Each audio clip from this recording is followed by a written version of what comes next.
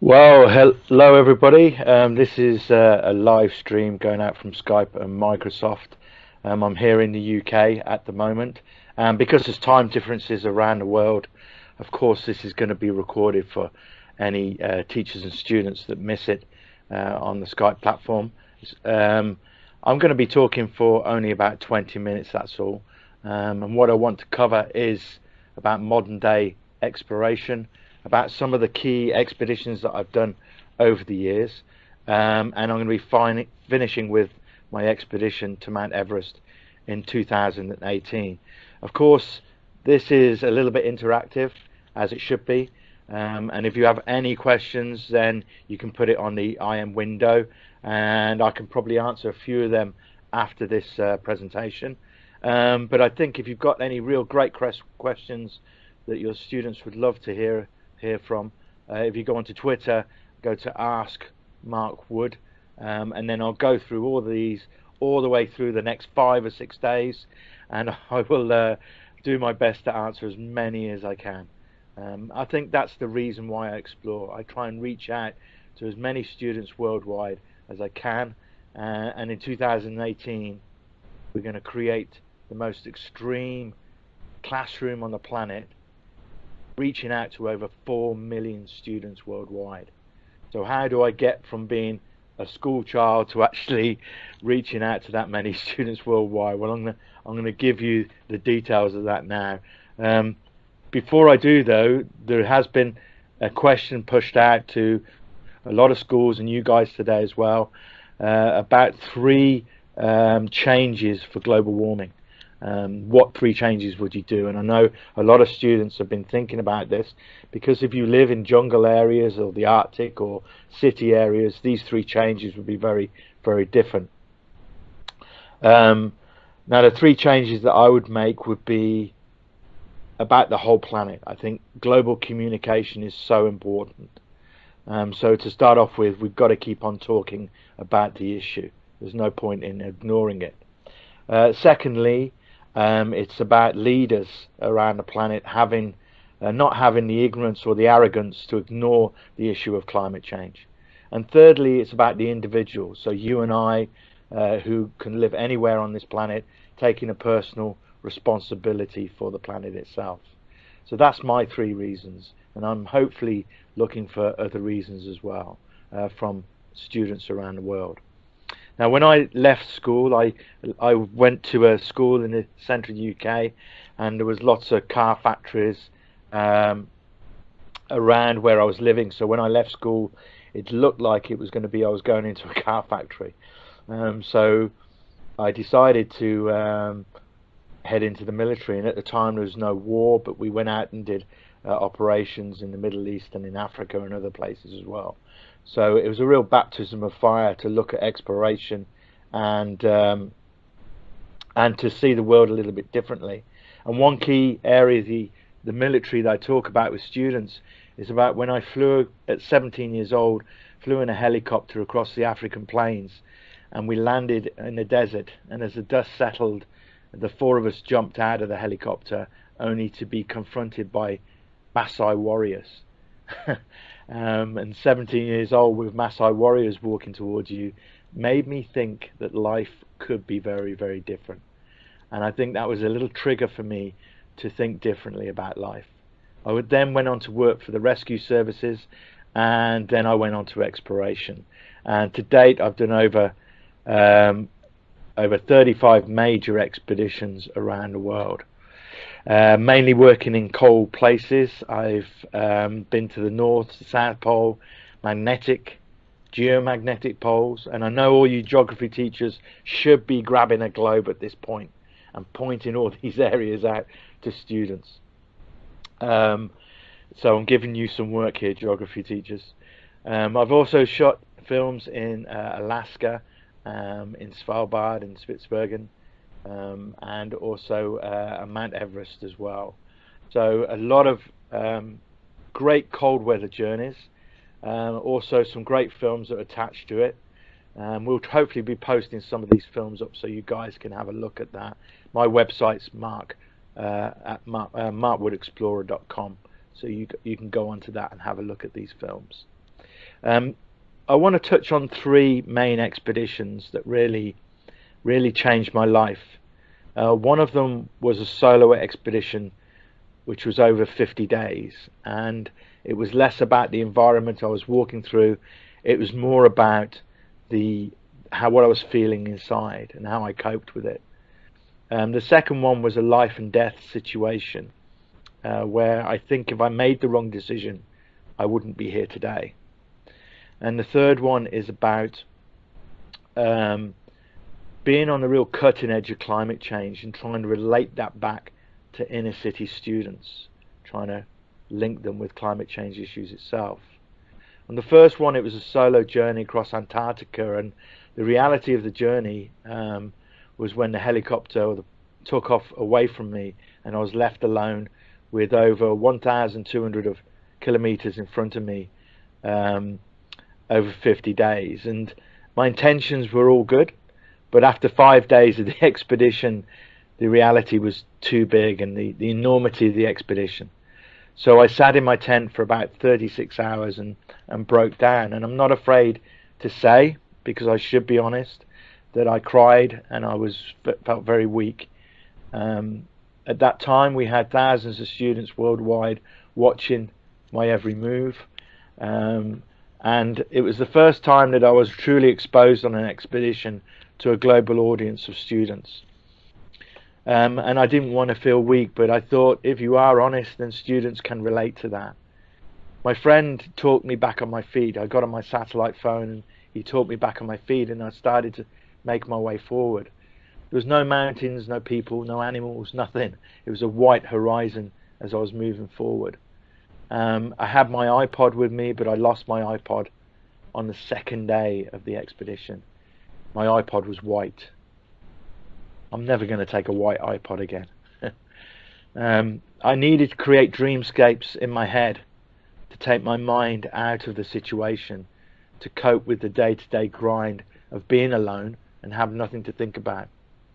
As I pushed forward, I started to think about being at home, being with my dogs, running through the pine forests on holiday, smelling the pine, the sea, and just taking myself out of that situation of being in an isolated freezer. I eventually reached the South Pole, but in a way I would really wish that I'd have had about 4 or 5 iPods with me, but in a way I'm pleased I didn't, because it became a very spiritual related journey for me. The second expedition was about climbing the highest mountain on the planet. I put together a team in 2013 based on two Nepalese guys called Pemba and Singhi, and a friend of mine, Dr. Peter Bradley. And the 4 of us started to do an ascent of Mount Everest.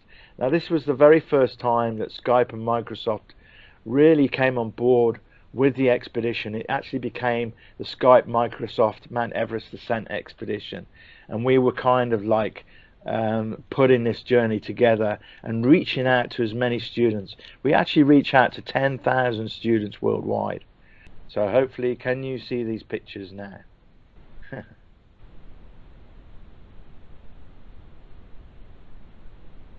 Oh, excellent. I've just had a call to say you can see these pictures. That's brilliant. Well, that's my yay.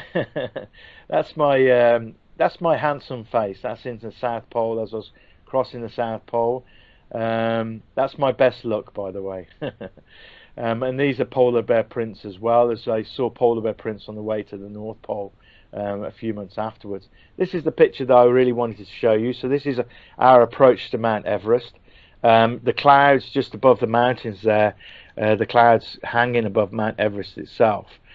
So as you go to the center of the picture, that's where Camp 2 is, along the lower ridge, and we started to make our way towards Mount Everest. Now, there was 4 of us in the team, and I spent 72 days on the mountain, linking with students all the way through the journey itself. And these students were based all the way around the world, so we're doing these live links. Now, as we headed up to over 8,000 meters, we were going above cloud level, as you can see in this picture here. And as the climbers were climbing Mount Everest, the extent of these Skype calls was fantastic, because I was sitting on the side of a very steep slope called the Lhotse Face, going into the death zone of Mount Everest, where the oxygen levels are very, very low. 30% oxygen goes in your body at that point, and your blood is moving around your body like thick soup, so the oxygen isn't getting to your brain very well, so you're making you could potentially make very strange decisions. Also, you're not eating very well, you feel sick, and your body is closing down. In the death zone itself, you've got about 48 hours for your body to operate before it starts closing down and before it starts dying. So it is a very intense area to go into. Now at that point, I was actually tied round the waist to an anchor, and I was sat on this slope, this Lhotse slope, and instead of climbing, I was linking via computer to a school in Australia. So there I was in the death zone on Everest, and on the other side of the screen there was 200 students looking up a big massive screen at this explorer live on Mount Everest. And that's what we do with this great technology. We explore the world, and we bring students and teachers into our classroom, our working environment. As we started to head up towards this picture here, this is at 8,000, we felt okay, but of course our bodies were quite weak as we're going along. This is a lovely picture of Mount Everest itself, Everest itself, and myself standing in front of it.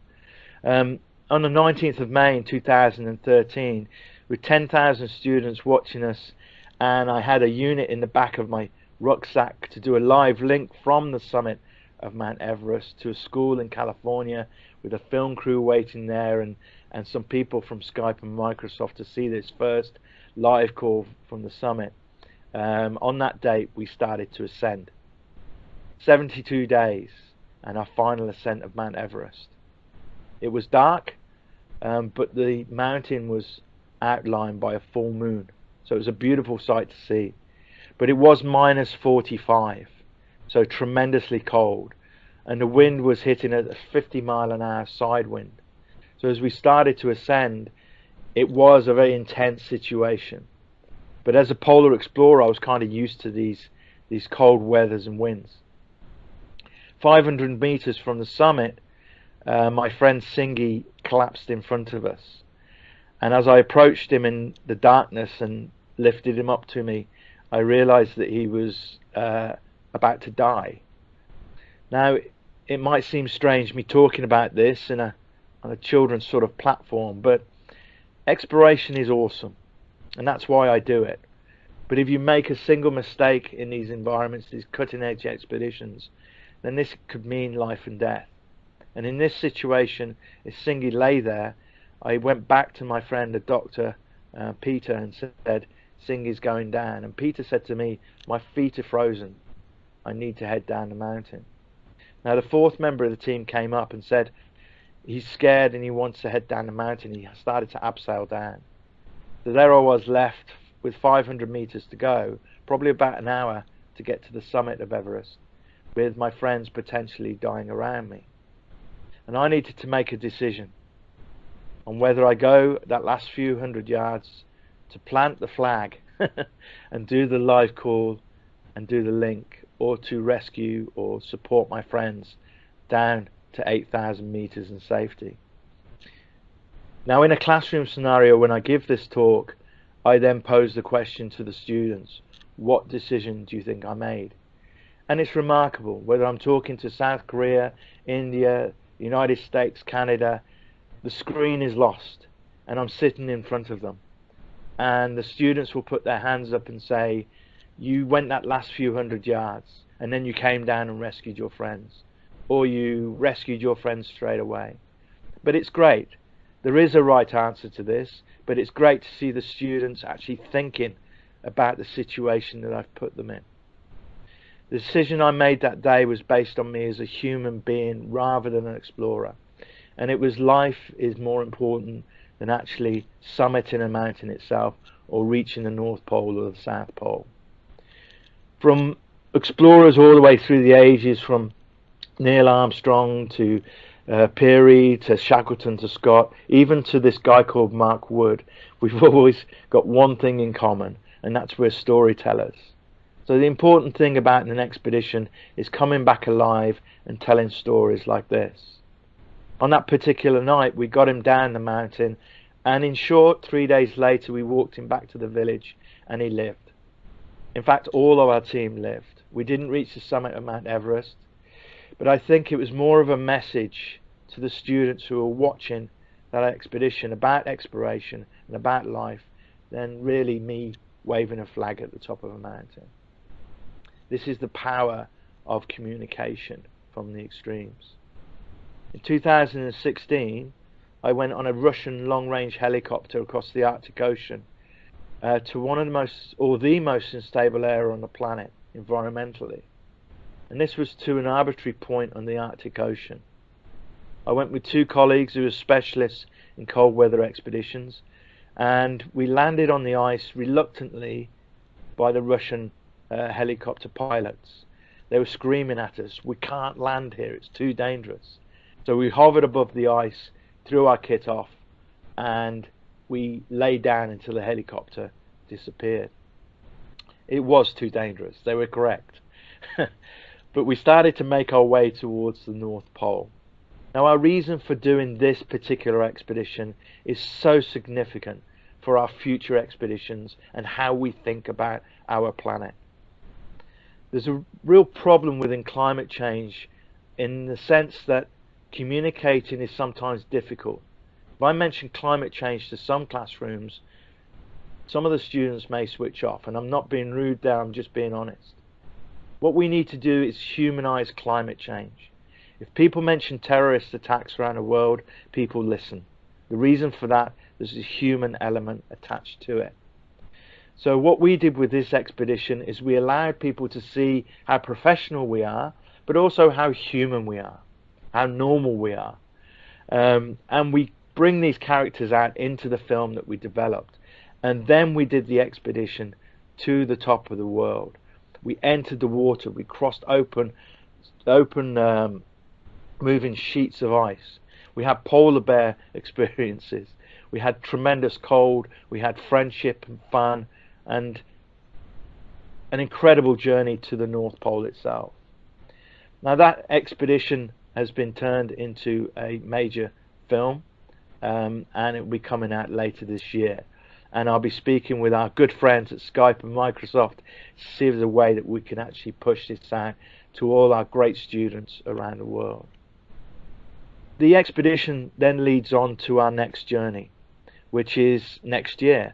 And this is where you guys come in, because we're doing a journey back to Mount Everest. I never wanted to return, but I did tell our friends at Skype and Microsoft that I made a major mistake, and that's we only reached 10,000 students worldwide. So this time around we're going to go and reach 4 million students worldwide. Think big, that's the issue. I was sitting at my home, this place here, last year after the North Pole expedition, and a seed was dropped in my head, something that inspired me. And this is what I love telling students about. Sometimes you have a seed of inspiration that's dropped in your head. The key to this is to get a bit of white paper, write down your idea, and then see how possible it is. See the people you want to get involved, the costs, the times, the expertise, everything. It doesn't have to be an expedition. It could be a business idea. It could be a fundraising idea. It could be anything. Well, this seed of inspiration was 8848. The height of Mount Everest in meters, but the amount of students, schools around the world that we wanted to reach out to. So expedition8848.com, that's the journey.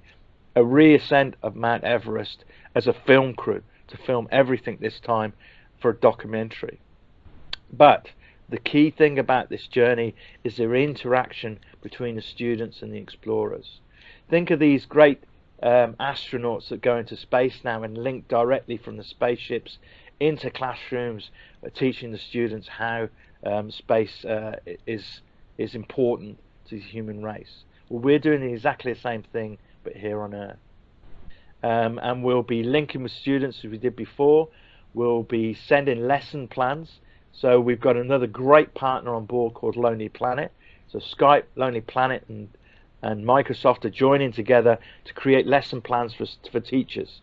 For every single lesson that you do in your class, whether it's maths or physics, whatever it is, we'll create a lesson plan for that.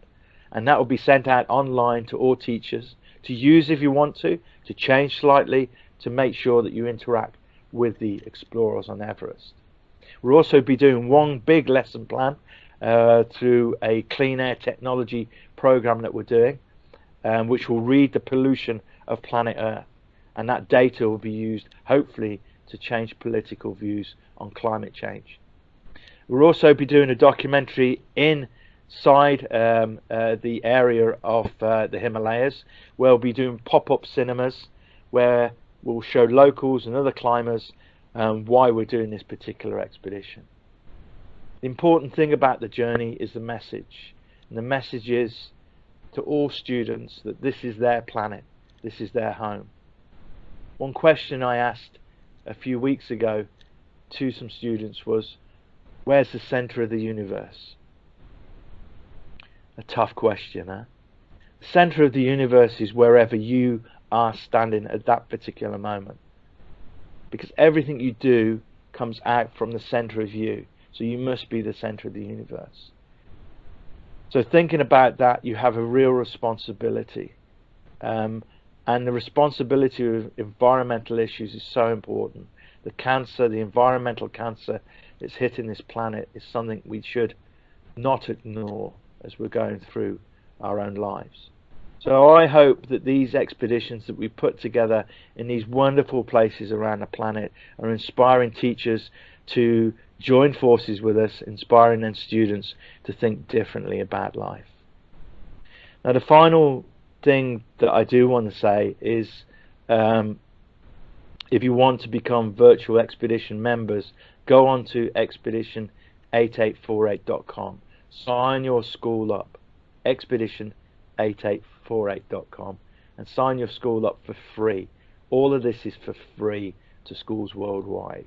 We don't want anybody to miss out.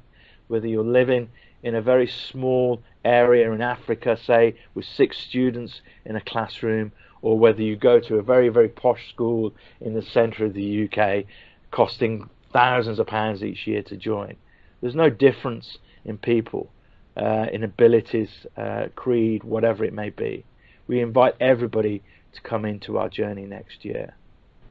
If you've taken any pictures today, hopefully you got my best side. I haven't really got one. But if you go onto at Skype in the classroom and post those pictures on there, that'll allow other teachers and students to see what we've done live today. And of course this will be put out live as well, for everybody to see. So we've got some questions here. Let's have a look. Oh, we've got some good questions. From Bosha Leva. I'm still live, I take it. How long does it take to prepare for an expedition? So how long does it take to prepare for it? Well, it depends what I do. If I do mountain expeditions or polar expeditions, are very, very different. So the preparation comes in everything from the physical preparation to the kit preparation to actually bringing in the funding as well. And when we relate to students, we tell them about everything, because it does cost a lot of money to do these journeys. So we have to become business people along the way, which is really good, because it's about learning the process of interacting with business leaders. And if we can put that across to students in the classroom, it's a great learning piece. So we go and shake a lot of hands and speak to a lot of people. And what gives me confidence to do that is what I believe is what I'm doing on the expedition is correct and needs to be done. So I have the confidence to go into big leaders and ask for support for our journeys. But it can take about 2 years to prepare altogether for an expedition. From a teacher in Egypt. Oh wow, Egypt, fantastic. I've been to Egypt, been down the Nile on a felucca, went to the Ramsey second statues, and wow, that's the beginning of exploration right there. So wonderful. What is the effect of global warming on all creatures in Arctic life? Well, as the climate changes, it also changes the migration of animals, the movement of animals, the movement of humans as well, because humans will have to head further south, and that will split up communities, split up historic values of communities as well. We'll take the polar bear for an example, because that's the one that we symbolize there. And there's a real misconception about polar bears, of how they'll move south but still live off the land, which is not right. Polar bears require a high diet of seal, a high diet of protein. So moving south will not be good for them. And they could be dying out by 2050. That's the estimate, if we don't switch on to global warming. So it's going to be a real effect upon these animals, a knock-on effect as well. Kalpana, do you think carbon, I can't read that, subtraction technology will reduce global warming? Yeah, I think it will. It's a good question. Yeah, I think it's going to have a massive effect on it. Let's just flick through these. What types of dangers you facing during your exploration? There's loads of questions here. Some of these questions I might actually put out to the rest of the team, so it won't just be me answering these. I'll bring in my teammates as well, which would be pretty good. We're also bringing some climate scientists as well a little bit later on. What types of dangers you face during the explorations? Dangers you would think from polar bears would be the main one, but they're really down on the list. The dangers usually from yourself, from being complacent. So I talk about fear with students, of how fear is a good thing, because it keeps you on your toes and it keeps your senses enlightened. So it stops you being complacent. So a lot of dangers will come from yourself. What role does human activity play in the current global warming trend? Well, for the Industrial Revolution had a massive effect on climate change. The graphs showing the different warming and cooling of the Earth over millions of years shows that the last 150 to 200 years it's rapidly increased and decreased through the Industrial Revolution. So in that sense, we've had a massive effect on it. It's happening now. We can't reverse it. You can't change physics, but you can stop it from getting any higher, which will then affect, as I say, communities and animals, etc., and the planet as a whole. So there is a real urgency to start making changes. So it's down to the individuals to think about that, but also to global leaders.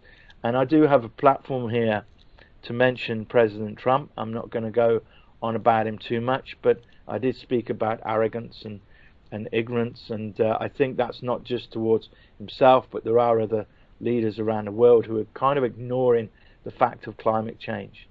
As an explorer who has seen these happenings within and around our planet, I think that when I go on an expedition, especially the one to the North Pole, I don't pretend that I'm a climate scientist.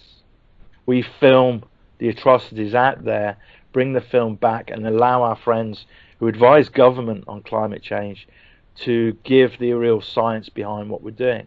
So I don't pretend I'm a climate scientist. President Trump shouldn't pretend he's a climate scientist either. Make decisions that he thinks that is going to affect his own people in America. They're actually decisions that will affect the rest of the planet.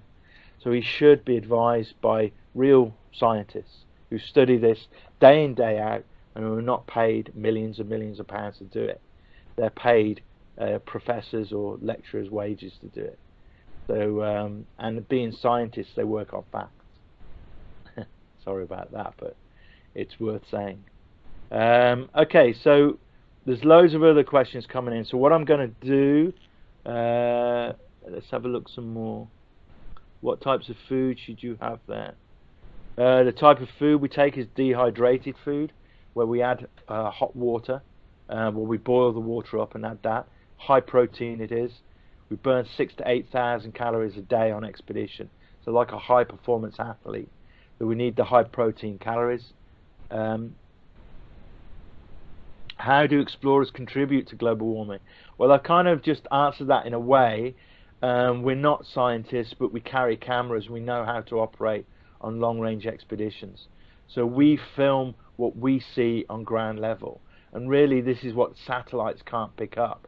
Another analogy, which is a pretty tough analogy, is when there's a war and they bomb an area, they still send in ground troops. Well, the bombing of this Arctic area, if you like, is through climate change. And I feel you still need ground troops, i.e. explorers, to go in and film the atrocities. And then you bring that back and climate scientists will verify what you see. Do you remember the feeling you got when you first stepped into the South or North Pole? Well, this will be, I think, the last question today. I will look at all the other questions later, and I'll send that out on our platform on Skype. But how did I feel? And that's so important. The first time I joined the military, years later when I was in the military, I still had that first day in my head. The first time you go to school, it's that scared feeling that you get inside. And I always used to remember that. And the first time I joined the rescue services, how scared I felt. When I headed into the Arctic for the first time, it was -35, and the wind, the coldness went down my throat, and I was coughing because it went into my lungs. And I thought, how the hell am I going to survive this? 70 days of training in this environment. But I learned how to live, move and survive, but most importantly I learned how to appreciate. I appreciate the pureness, the quietness, the natural environment surrounding me. And I fell in love with the Arctic. Every day when you guys wake up, your brain switches onto the world, and without you thinking about it, everything is going into your head being processed, because you see cars and people and trees and animals, and you chat to people, and your mind is completely full of stuff. Imagine putting your body for 50 days in a void with nothing. Imagine how your senses are lightened, how your body sharpens up, and how you can think so clearly about your past and your future. It's such a remarkable feeling and a true privilege and an honor to be standing in these remote areas of our planet. And that's why I feel honored as an explorer to do things like this and to link up with great organizations like Skype, Lonely Planet, and also Microsoft, to push out my ideas, my stories to a wider audience worldwide. I've really enjoyed this morning. It is morning here in the UK.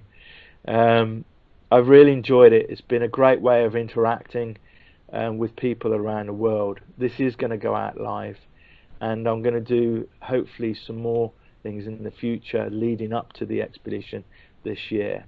It's going to be an exciting year. We want you guys to come on board with it. And finally, make sure your students think differently about life. Thank you.